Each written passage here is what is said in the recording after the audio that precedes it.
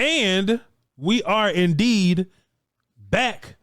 Bryan Broaddus, if you see my head do this, Kirk Cousins just threw a strike to Mooney like 50-some yards. Kirk never does stuff like that, but it was interesting. That's what we got on this Thursday, on this beloved Thursday night. Y'all tapping in with us. I got some football up there. I got some film right there. I got Bryan Broaddus, Bryan Broaddus on Twitter right there. Bryan Broaddus, how you doing, sir? I'm doing good, sir. Man, kind of like pull back the curtain a little bit. How was it mounting that TV today? Was it good? Was it easy? Did you sweat? That's what I want to know. Did you sweat while you were doing it? It's a pretty big TV. Humbly, respectfully, it's a pretty big TV. Congratulations. Hey, you know, famous guy like you got to have a big TV, you know? It's not a humongous TV, but it's a solidly big one. But when you get a bigger TV, the mount has to be heavy. So I'm having to hold up the mount and drill holes and not destroy stuff. You know what I mean? So it was troublesome. But hey, I might have a party one day where Bryan Broaddus got to come through and watch TV or something. You know? Okay, let me ask you this though: the number one thing, family happy with the TV. Yeah, man, they happy, man. But you know, they could watch. I mean, they this is a family that watch phones, Brian. They watch their content on phones and stuff. So they better be happy with whatever damn TV get put up on that wall, because they were just watching phones and iPads yesterday. So they better not say nothing crazy about this damn TV that costs all that money. I'll tell you what, man. Well, congratulations for getting it up on the wall. I just hope you're not going to be laying in bed and you hear this loud crash. It's the 5th TV I've ever mounted, so hopefully we oh man, you're a pro. You're a pro at this, Bryan Broaddus. Hey man, you know who else is a pro at this, Bryan Broaddus? Who's a pro? Tell me who's a pro. Me and you at doing this, breaking down defense. Well, sure, us. Brian, let me just say something what I think about Pittsburgh, man. How about this, Brian? I want to tell you what I thought about Pittsburgh prior to watching the film, then I'll tell you what I thought about him after watching the film. Boy, I thought Pittsburgh was going to be big, bad boogeyman. And they good, Brian, bro. That's a good lit defense over there. But I thought they was going to be a ridiculous, big, bad boogeyman for my, Dallas Cowboys. But walking away from it, Brian, I think we can do some things. I think we can do some things against that team. Now, of course, we go out there and run all slants and can't get the run game going, we're doomed. But I do think we can run the football, because I've seen other teams run the football. I do think that if there's an opportunity to make a big play in the passing game, that's why I said assuming we're not running slants and hitches all day. I think if we make attempts to get big plays in the passing game, I do think we can make some big plays in the passing game. And I do think with the grace of God, we can block them up front, Bryan Broaddus.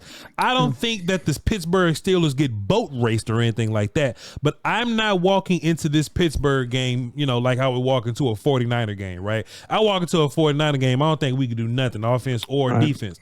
I walk into this Pittsburgh game thinking, okay, that defense is really, really tough. But if my quarterback and my star wide receiver, you know what I mean? If we can, and Rico Dowdle's getting better week by week, if we can just not shoot ourselves in the foot and not kill drives, we got a kicker that can kick 70-yard field goals, Bryan Broaddus. I think we can put up enough points to put that Pittsburgh offense in a little bit of a tight spot there, Brian. That's what I think. Boy, I like what you're saying right now. I felt the same way. And maybe that's bad for you that I felt that way, because, Bobby Belt and I were doing Love of the Star this afternoon. It'll be up tomorrow morning.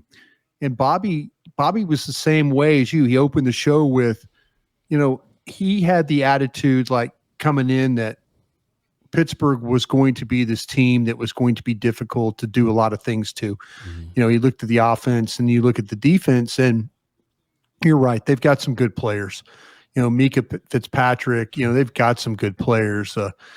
Cam Hayward, of course, the TJ Watt, and you look at that team and it's, they've got some guys. Yeah. But I saw some teams make plays against their defense. I saw some confusion in coverage. Yeah. I saw some confusion in assignments that led to touchdowns. Charges a lot. I saw some gambling on the outside of guy driving on a flat. Next thing, the ball's up the sidelines for a touchdown. Indianapolis game, I'm watching Joe Flacco. Yeah, you're going to show it to me right here. This is the kind of thing you do. Yeah, that's why you're a big time guy right here. Watch this. Watch that kid jump the flat. Yeah. I mean that's your best cornerback right there. That's Joey Porter right there. Jump it. Watch, he jumped it right there. Boom. It's a hole shot. Yep. You know, now maybe he thought he was going to get some help over the top from the safety, but boy, that was just a gamble. It was a gamble right there from Joey Porter to make that play. Yeah. And so this is the kind of thing. There you go, flat, boom, right in the seam. And this is where I think Voch, in a game like this, and really the next 3 weeks, sure, when teams that you're playing that are usually fundamentally sound make mistakes, you've got to make them pay. Yeah. You've got to make Pittsburgh pay on defense. You've got to make Detroit pay. You got to make San Francisco pay if you can. You know, that's because, you know, you're down men. Well, and they're down men too. But when teams are pretty solid in a lot of areas, sometimes they make mistakes. And there's mistakes they make in the running game or the run defense. I personally feel like, yeah, this is the Atlanta game here. Yeah. I mean, there's opportunities to make plays. Sure. And so that's kind of where, you know, I watch these guys and I'm thinking, damn, you're right. People, you know, they try and run the ball. What do? They run the ball at these edges a little bit. Sure. You know, and they make TJ Watt and Herbig and make him, you know, they make them fight blocks. You know, I mean, losing Alex Highsmith is huge for this team. Sure. Huge. And so, okay, you lost a major league player. You lost a couple. They lost a big-time player in Highsmith for this one. But teams have kind of found a way to be able to run the ball and just kind of mash the edges a little bit. There you go. It's just, you know, like I said, they're making these guys who are big-time pass rushers have to fight blocks. Get big body, push, right there. And, you know? and Bryan, it's interesting you said that. I remember Herbig watching him during draft season. He was always like the smaller pass rushy dude, but one of his downfalls that he was kind of, you know, smaller and he wasn't that you know, great in run game stuff. So having to, you know, him being on the edges, running at him, or, you know, I mean, sometimes they run at Watt also, but just running at the edges seems to be something that, you know, works with this team. They you know, they try their best. This is a pass rushing team. This is a team that they rely. Terrell Austin, the defensive coordinator, he relies on his 4-man rush. He's not really interested in blitzing you very much. They're one of the least blitzing teams in the league. You know, they create pressure with their 4-man rush. I found something really interesting because I'm looking at this and I'm watching these plays and I'm going, okay, they're not blitzing. What's the story here? Sure.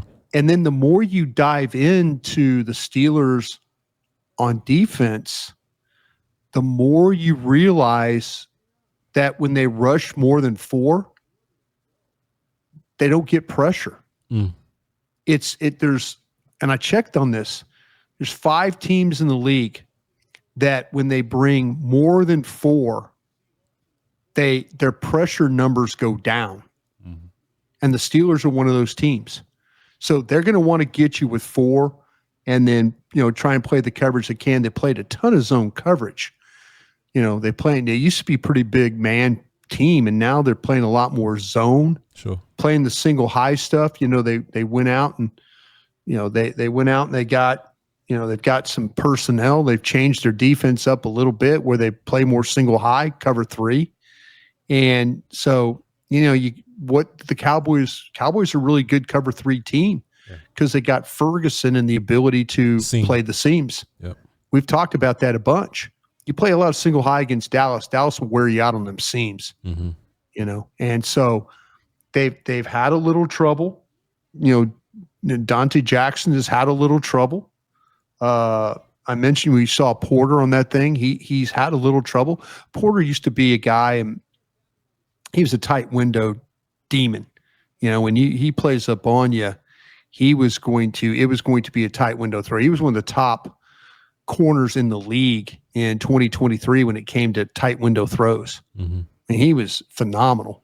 I think he was over 50%. You know, and I think right now he's right below 30% on his tight window throws. But they play a lot of zone. You know, they give you some stuff in front of them. it's kind of a little bit of a different Steeler look. Now, the advantage you have that, when you look at a guy like, Cam Hayward inside, big tackle, usually plays the right tackle spot. That's kind of his spot.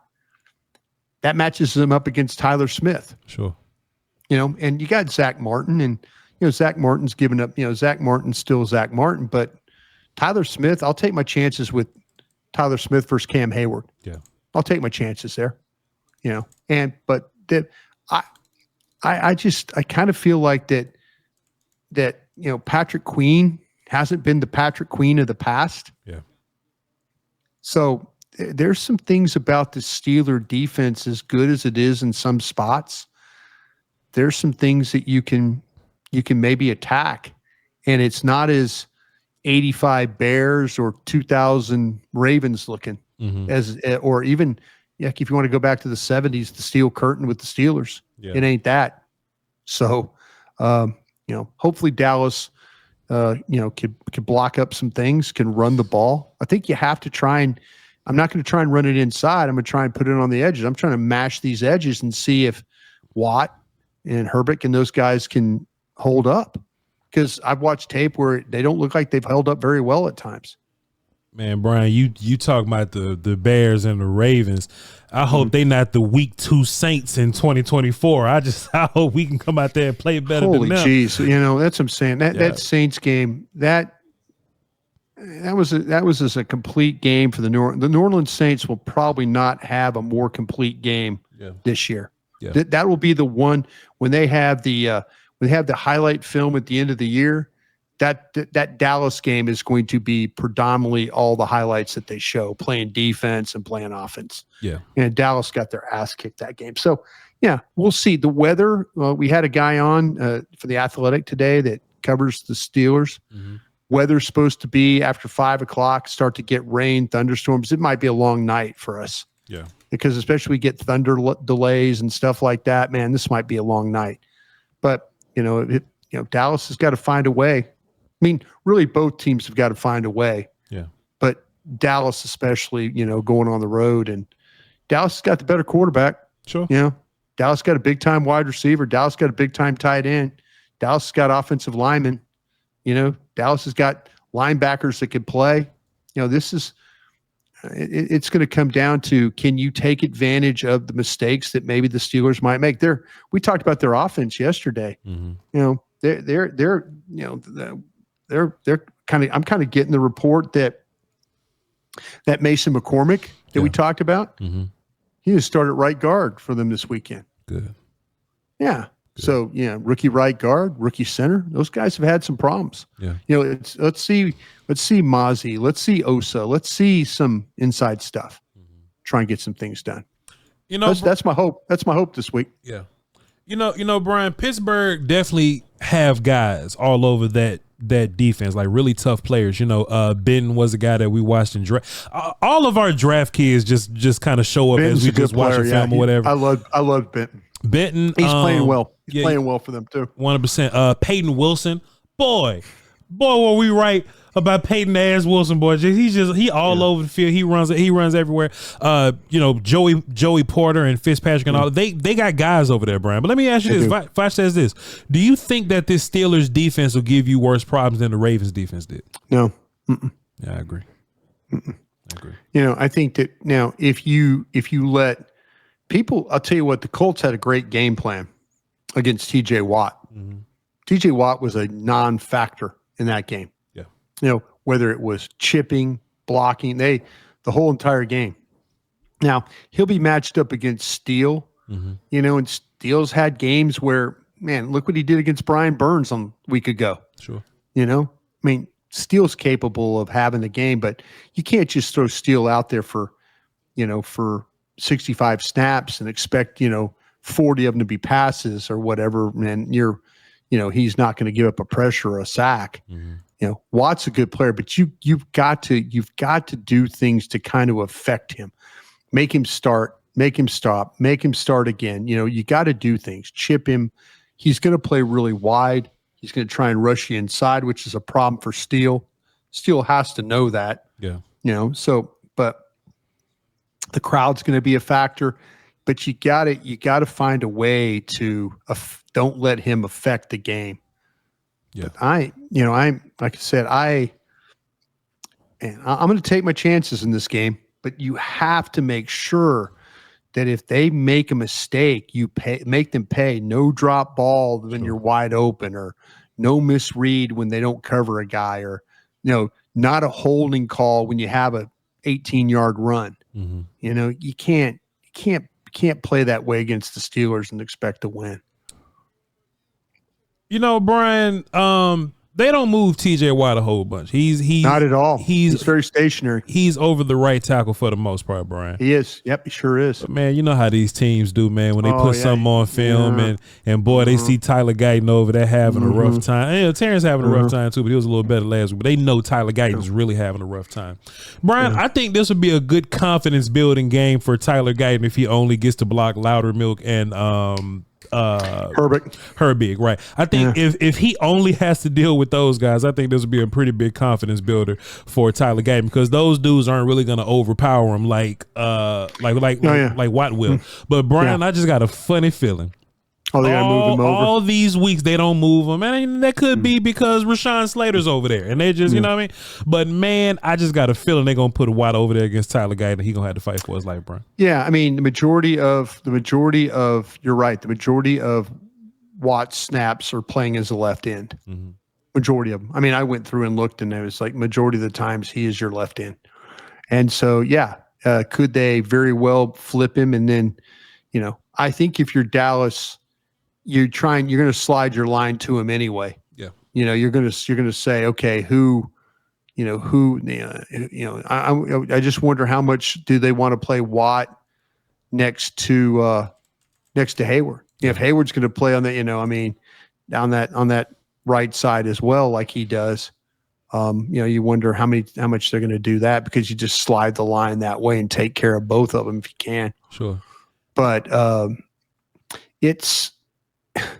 you're right when you opened our show tonight talking about when I turned on the tape, I thought, man, this is a shutdown defense. Mm-hmm. It's a good defense. It ain't a shutdown defense right now. Yeah.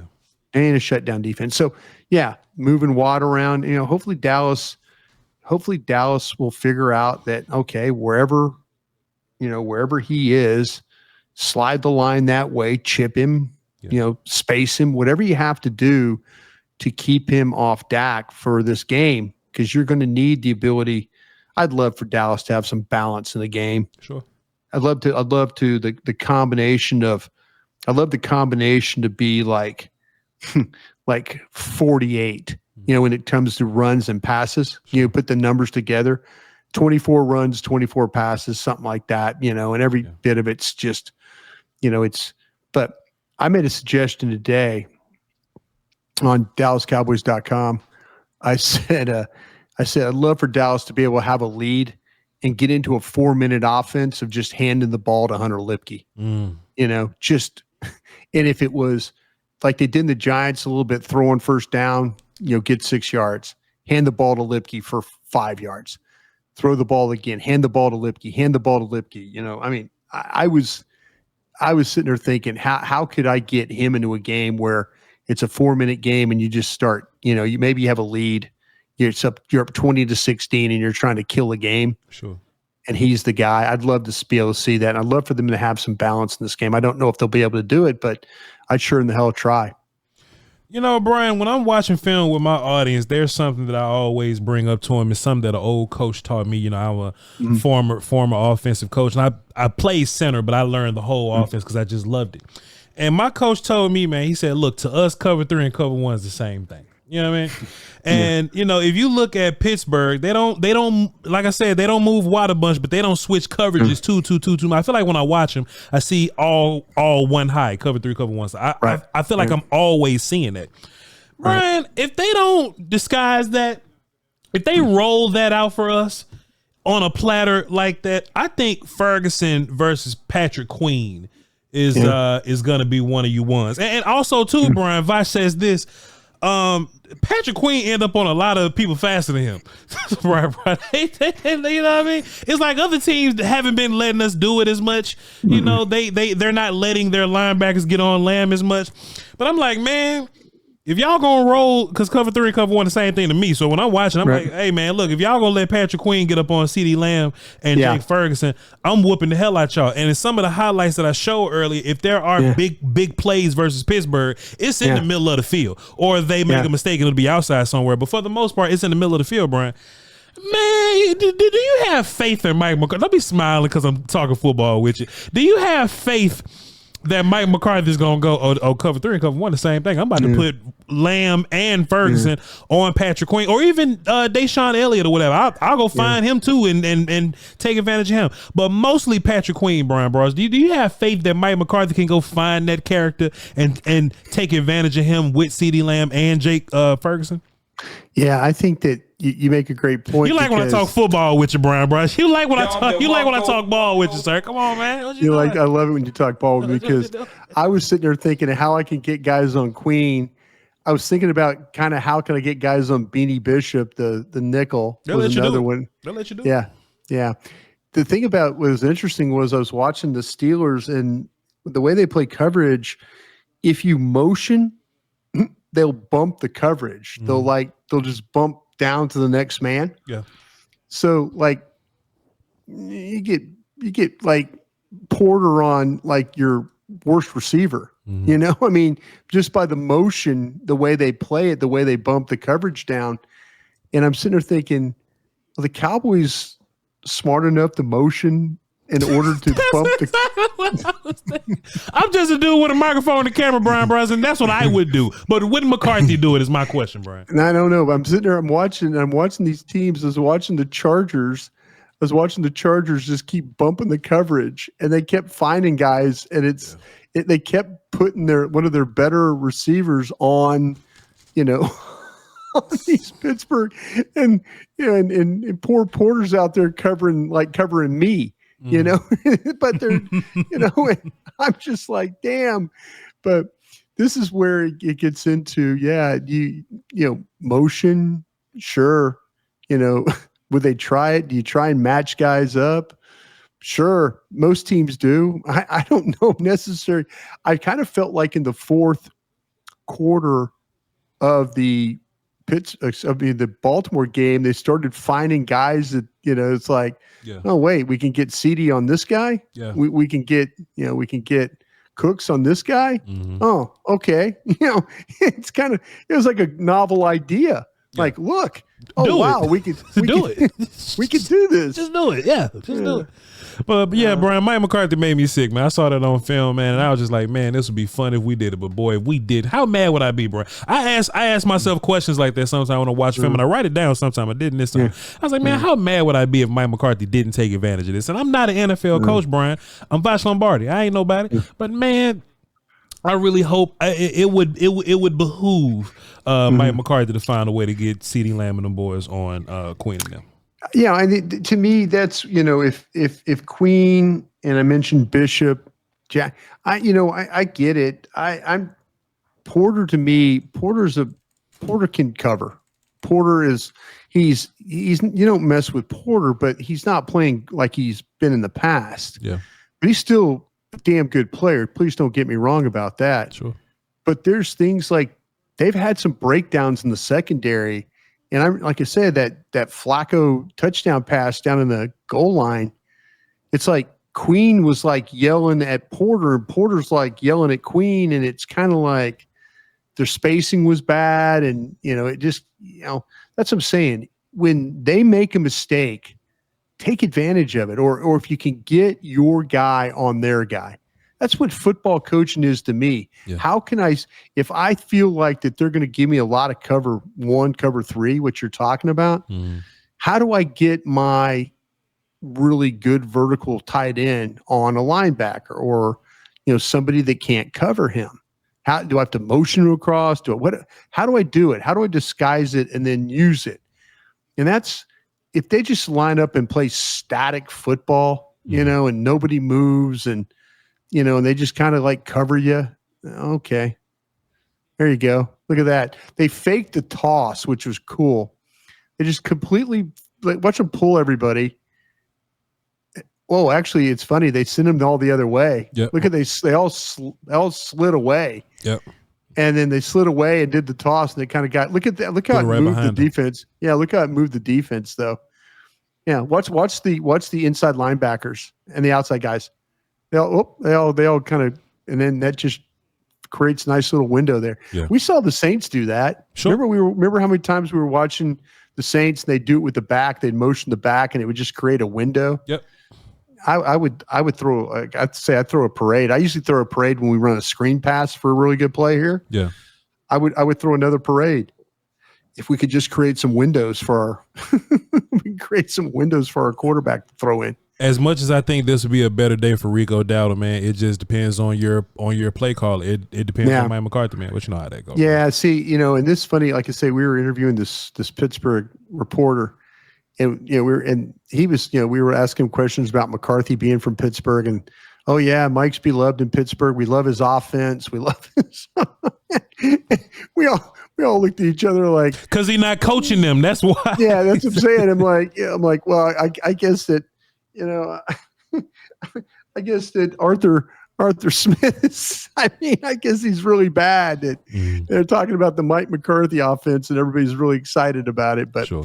Here we are. I just, like I say, I'd love to see a game plan where they protect themselves up front, but they take advantage of some of the things in the secondary, and throw the ball with some efficiency. Dak can do that. Dallas has got the better quarterback in this game. They really, really do. But, Dallas could also lose this game if they let that quarterback, another team, run around, drop back and run around and, do that. I have a feeling, though, he's going to pull the ball several times. I think there's going to be some design runs for him just because they saw what the Ravens did with their quarterback design runs. Mm-hmm. And I think they're going to try and beat Dallas up that way. But, we'll see. One last question before I get you up out of here, Bryan Broaddus Voch says this. Mm-hmm. When you're watching film, are you one of these hipsters that like to just keep it on the laptop, keep it on the computer or whatever you're doing? Or are you old school and you want to put it up on a wall somewhere and you use a laser and point it out? How you like to watch film, bro? Because I'm going to be watching film with you at some point. And I just want to make sure we're on the same page here. If you and I were to watch film together, I would put it on my 75-inch screen is what I would do.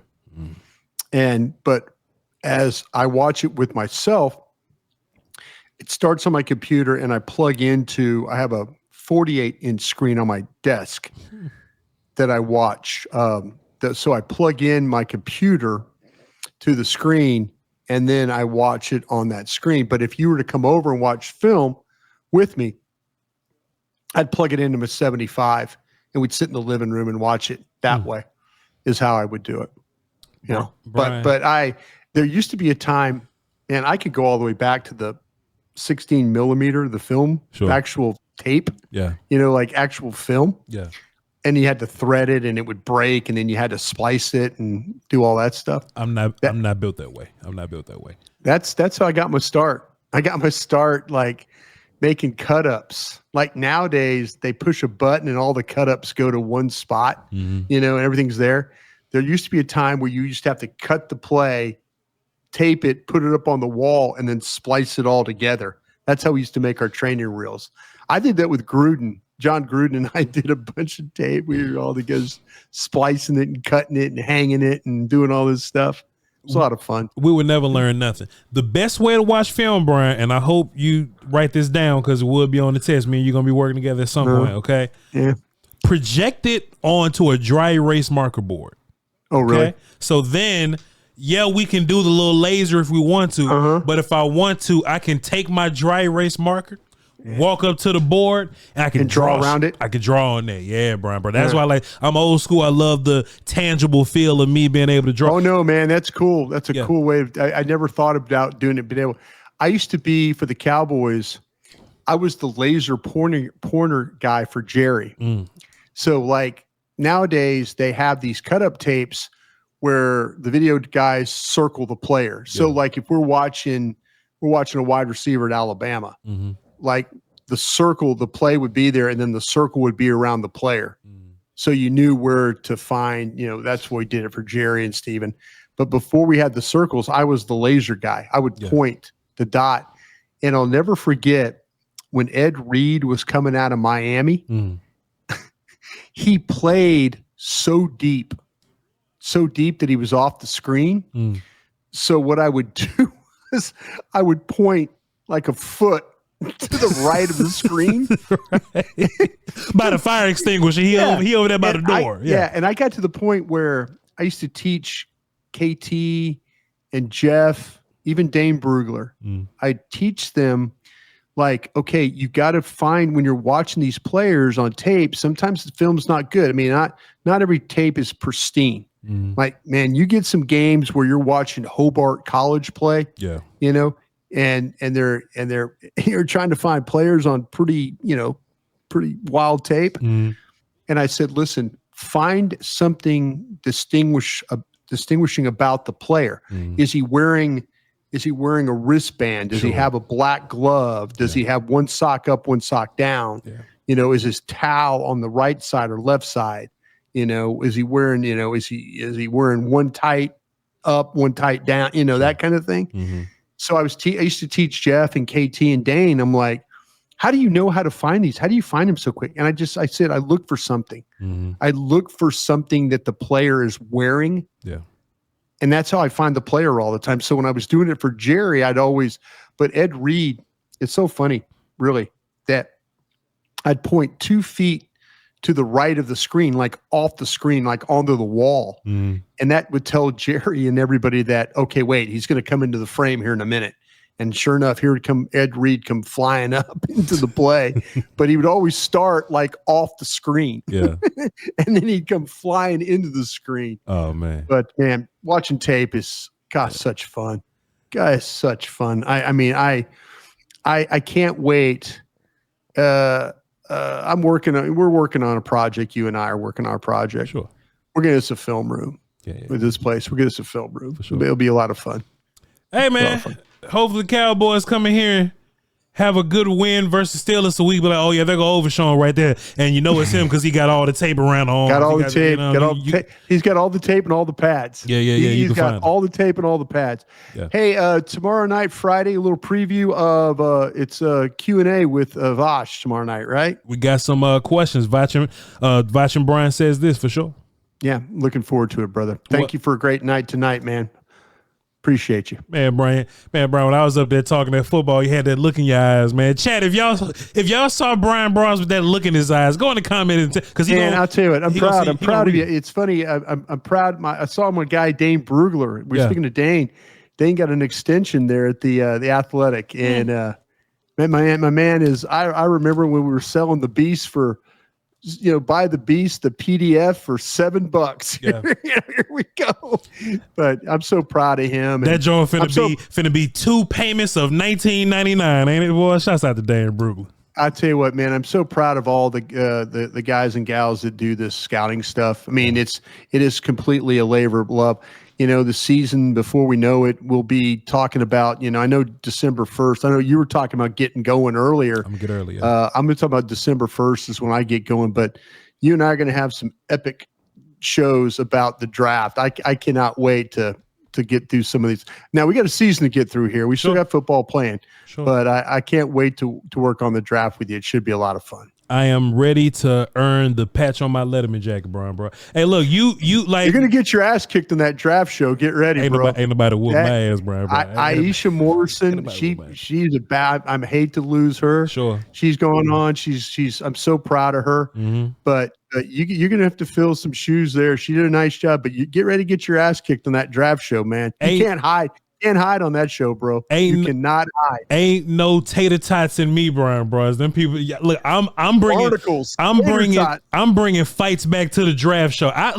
I'm coming from I I was a fan of the draft show. I'm still a fan of the draft show, right? Oh, yeah. And I remember when y'all used to fight. Y'all haven't been fighting as much, man. This is fan criticism. Y'all haven't been fighting. Don't make me bring fights back to the draft show, Bryan Broaddus. I'm here to earn. Hold on. What my little? I will literally put a patch on that damn letterman. I will put a film reel on that patch right there to commemorate my time on the daggum draft show. I can't wait to earn my stripes. I'll tell you what, man. I do miss the fights. I'm afraid the guys and. I was afraid I'd fight with Aisha and she'd beat me up. Yeah. And I was afraid.